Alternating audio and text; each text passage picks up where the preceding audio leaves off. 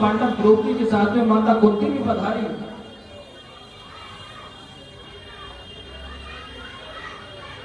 ब्रजवासी सभी गोपियां राधा रानी किशोरी जी जो है उस यज्ञ में आई। कुरुक्षेत्र है, सभी के अपने अपने तंबू लगे हैं। भगवान भी जो है अपने पुत्र और पत्नियों के साथ में उस यज्ञ में पधारे। सभी अपने तंबू में विश्राम कर रहे हैं, लेकिन मैया यशोदा के पास में तो केवल एक ही बात है,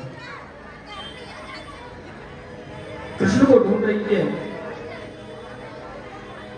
आवाज लगा रही है।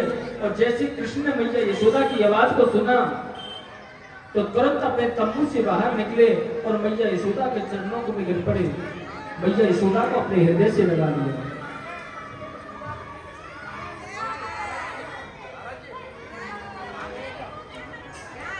लाला को तुरंत उठा करके अंक में भर लिया। गोविंद देख करके धन्य हो गए। गोविंद देख करके धन्य हो गए। कन्हैया को समस्त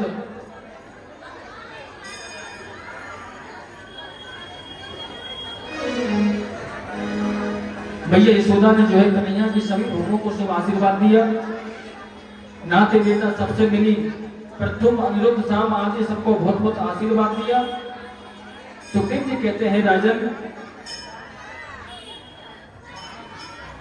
कृष्ण पत्नी जब द्रौपदी से मिली तो द्रौपदी ने जो है बैठ करके पूछा कि तुम्हारा विवाह कैसे हुआ। सभी कृष्ण पत्नियों ने जो द्रौपदी के सामने अपने अपने विवाह का अलग अलग स्वरूप से वर्णन करके सुनाया। लेकिन कृष्ण पत्नियां, उन्हें जब मालूम हुआ कि राधा रानी जी भी किशोरी जी भी यज्ञ में आई हैं, तो भगवान के पास गई और बोली केशव हम किशोरी जी का दर्शन करना चाहते हैं। भगवान बोले तुम्हें तो अवश्य जाना चाहिए, जरूर तुम्हें किशोरी का दर्शन करना चाहिए, लेकिन सुनो कि मित्र और गुरु के घर में कभी खाली हाथ नहीं जाया जाता। तो आज कृष्ण की जो पत्नियां हैं रुक्मणी आदि सभी ने एक लोटे में दूध लिया और किशोरी से मिलने के लिए चल पड़े। सुखदेव जी कहते हैं राजन, किशोरी जी शांत भाव से बैठी, उनके विग्रह में कोई सजावट नहीं है, कोई बनावटी आभूषण नहीं है। हजारों गोपियां उनके मध्य में किशोरी राधा बैठी है। आज कृष्ण की पत्नियां गई, किशोरी राधा से मिलने के लिए 60 दौड़ियों को पार करना होता है। एक दौड़ी पर जो गोपी को खड़ा देखा तो कृष्ण की पत्नियों ने सोचा कि शायद यही किशोरी राधा है, और जाकर के प्रणाम किया कि हे किशोरी जी आपके चरणों में प्रणाम करती हूँ। तो वो गोपी कहने की बोली नहीं है, हम किशोरी जी नहीं है, हम तो उनकी दासी हैं। रुक्मणी आदि पत्नियों के मन में विचार आया कि हे भगवान, जब किशोरी जी की दासियां इतनी सुंदर हैं तो किशोरी स्वयं कितनी सुंदर है। दूसरी दौड़ी बढ़ गई, तीसरी बढ़ गई, चौथी, पांचवी, छठी, जब 7वीं दौड़ी पर पहुंची, ललता विशाखा तरल सखियां आगे खड़ी हैं, तो उन्हीं को राधा रानी समझ लिया और प्रणाम किया। उन्होंने भी कहा कि क्षमा कर, मैं किशोरी राधा नहीं हूं, हम तो उनके चरणों की दासी हैं। आज गोपियां जो है कृष्ण पत्नियों को लेकर के राधा जी के पास में पहुंची, शांत भाव से बैठी हैं, उनके विग्रह में कोई बनावट नहीं है, कोई सजावट नहीं है। लेकिन राधा जी के पास में जाकर के कोई विवाह की वार्ता नहीं हुई, कोई संसार की वार्ता नहीं हुई। किशोरी केवल कहने लगी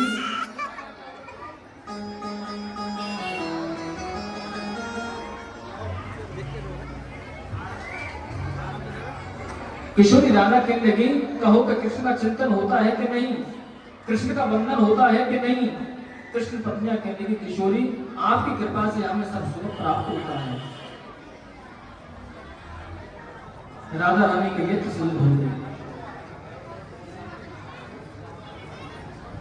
और कृष्ण पत्नियां कहने लगी किशोरी जी हम आपके लिए कुछ लेकर के आई हैं, यदि आप स्वीकार कर लेती तो आपकी बड़ी महत कृपा होती।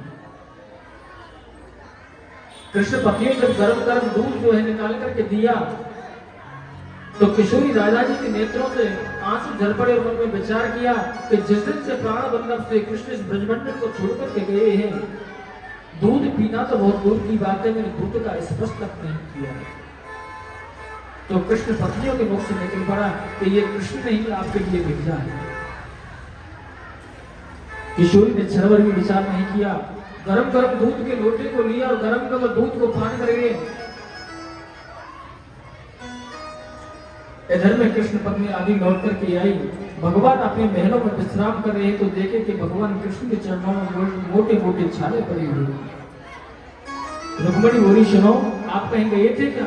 भगवान बोले, नहीं। तो आपके पैरों में छाले कैसे पड़े? बोले, देवियों, ये छाले सब आपने ही मारा। किशोरी राधा के पास में जो दूध लेकर के आप गई थी और गरम गरम दूध का तुमने पान करा दिया, ये उसी से छाले पड़े हैं, क्योंकि उनके कंठ में जो है मेरे चरणों का वास है। कृष्ण की समस्त पत्नियों ने जो है किशोरी को बारंबार प्रणाम किया। राधा ही कृष्ण है, कृष्ण ही राधा है, और राधा और कृष्ण को कोई अंतर नहीं है। आचार्य सुखदेव कहते हैं कि परीक्षित तुम बड़े भाग्यवान हो। परमात्मा के साथ में एक नहीं, दो नहीं, तुम्हारे तीन संबंध हैं। पहला संबंध तो यह है कि हम और आप सब ईश्वर के अंश हैं, और दूसरा संबंध यह है कि तुम्हारी माता के गर्भ में जाकर के जो है स्वयं भगवान ने तुम्हारे प्राणों की रक्षा की। और तीसरा संबंध तुम्हारा परीक्षित, तुम्हारी दादी सुभद्रा जो है वो कृष्ण की सगी बहन है।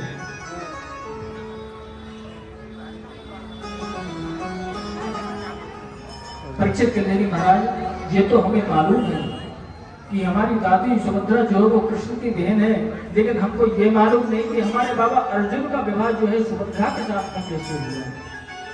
तो सुखदेव जी महाराज ने जो है कहते हैं, राजन, कृष्ण और बलराम की लाडली बहन है सुभद्रा, अपनी बहन से बहुत प्रेम करते हैं। सुभद्रा जब थोड़ी सी बड़ी हो गई तो बलराम जी ने मन में विचार किया कि मेरा शिष्य है दुर्योधन, और सुभद्रा का विवाह मैं दुर्योधन के साथ में करूंगा।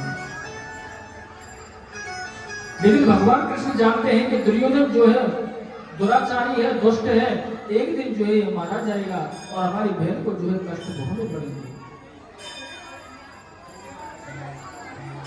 और सुभद्रा का जो है अर्जुन के प्रति आकर्षण ज्यादा है।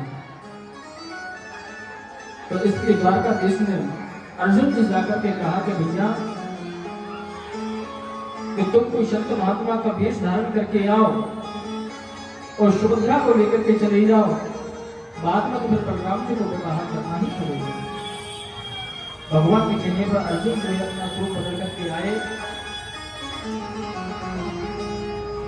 भगवान कृष्ण बलराम जी से बोले कि देखो गाओ भैया, हमारे क्षेत्र में जो है बहुत पहुंचे हुए संता है, बहुत संत महात्मा है, घर किसी के ज्यादा नहीं, और विशेष रूप से यदि कोई व्यक्ति आग्रह करे तो चले जाते हैं। बलराम जी कहते हैं, भैया, कि ऐसे संत महात्मा को तो बुलाना चाहिए। आज अर्जुन को जो है बुलाया, बलराम जी अपने हाथों से भोजन परसने लगे। तो उद्धव जी आकर के कहने लगे, महाराज, सभा में आपको याद किया है। बलराम जी ने मन में विचार किया कि कोई संत महात्माओं की सेवा भी नहीं करने देता है हमको। बोले, कन्हैया, तुम जरा संत महात्मा को भोजन कराओ, हम थोड़ी से सभा से लौट करके आते हैं।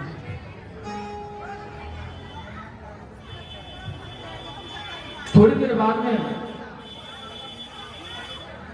कृष्ण जो है अर्जुन को भोग करा रहे, फलार करा रहे हैं।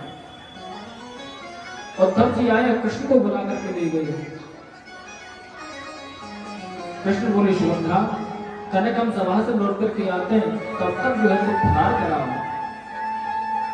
सुभद्रा ने अपने हाथों से फलार कराया और फलार करके जो है द्वार पर जो है घोड़े तैयार खड़े हैं।